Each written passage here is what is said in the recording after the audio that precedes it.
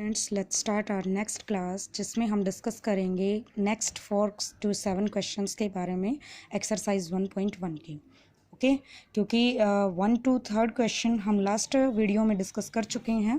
ठीक है, now let's start our next class. Okay, जिसका हमारा क्वेश्चन है, क्वेश्चन नंबर 4 है, which of the following sets are null set. Okay, which of the following sets are null sets.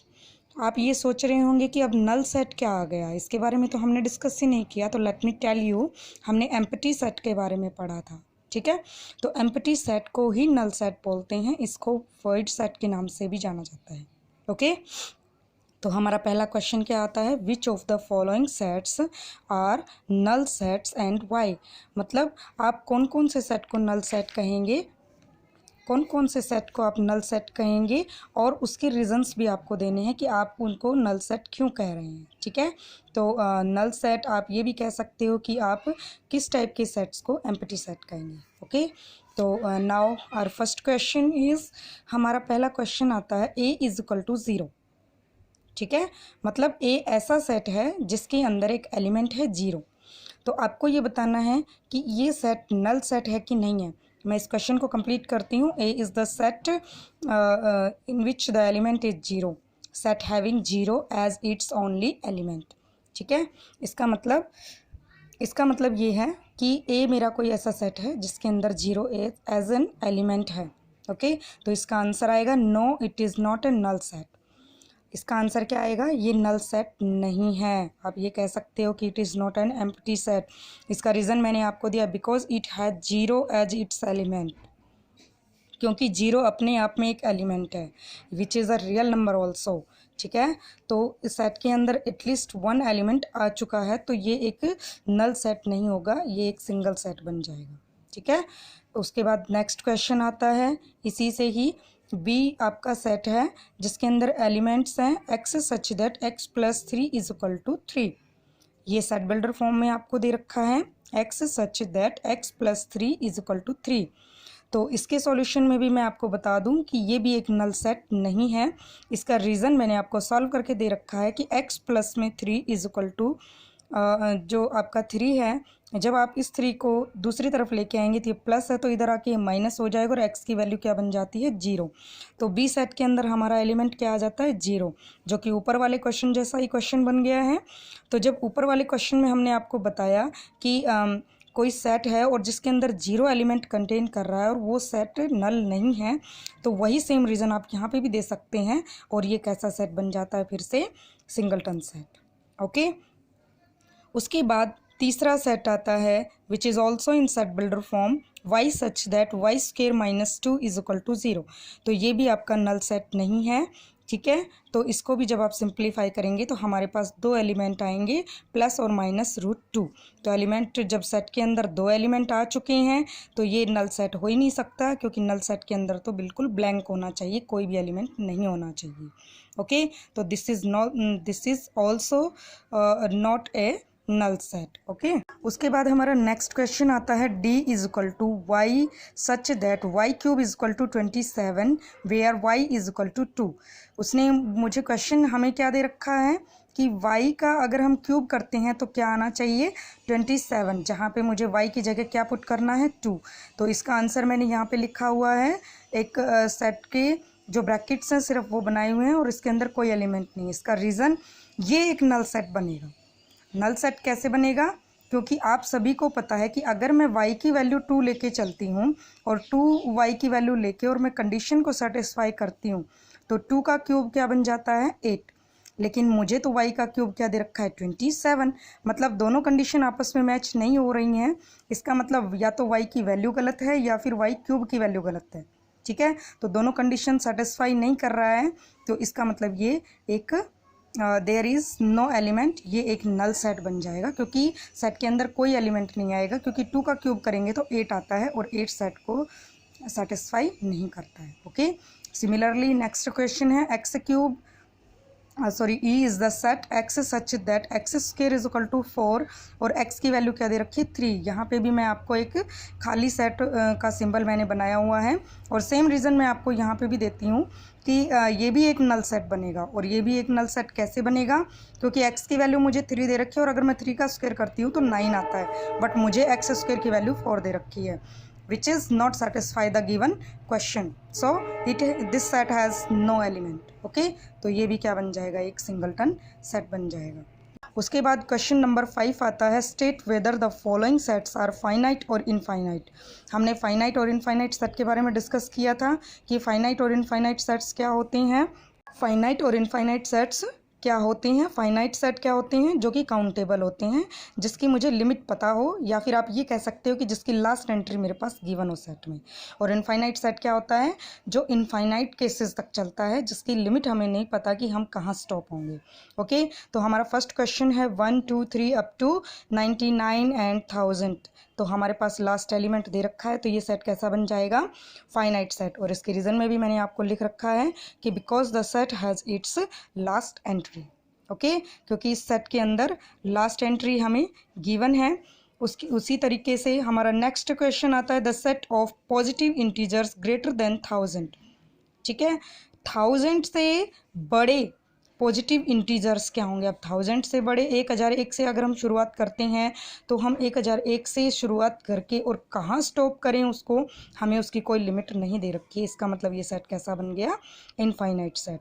क्योंकि 1000 से बड़े तो बहुत सारे क्या, सारे ही 1000 से ऊपर के सारे जो नंबर्स हैं वो सारे कैसे हैं, पॉजिटिव इंटीजर्स हैं।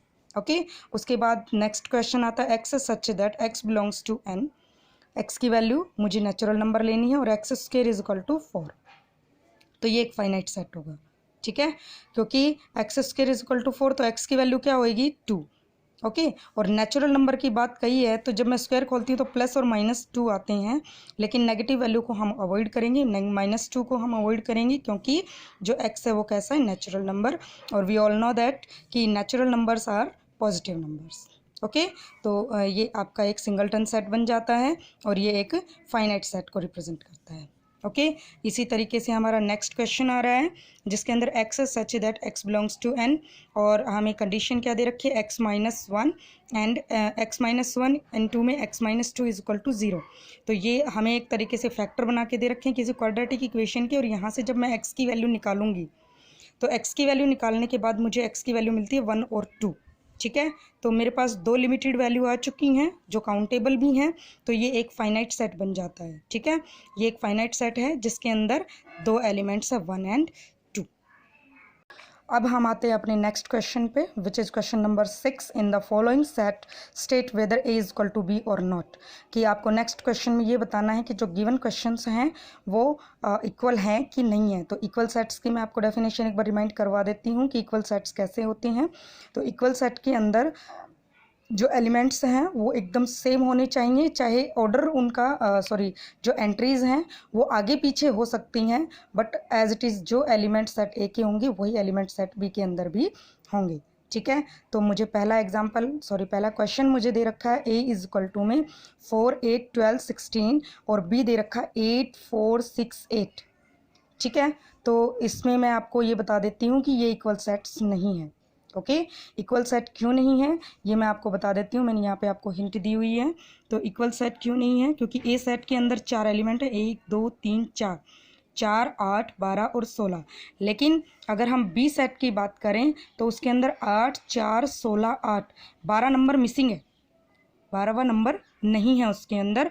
और आप ये सोच रहे होंगे कि नंबर तो इसके अंदर भी 4 हैं, तो नंबर 4 हैं बट 8 रिपीट हो रहा है और सेट के अंदर रिपीटेशन अलाउड नहीं होती है।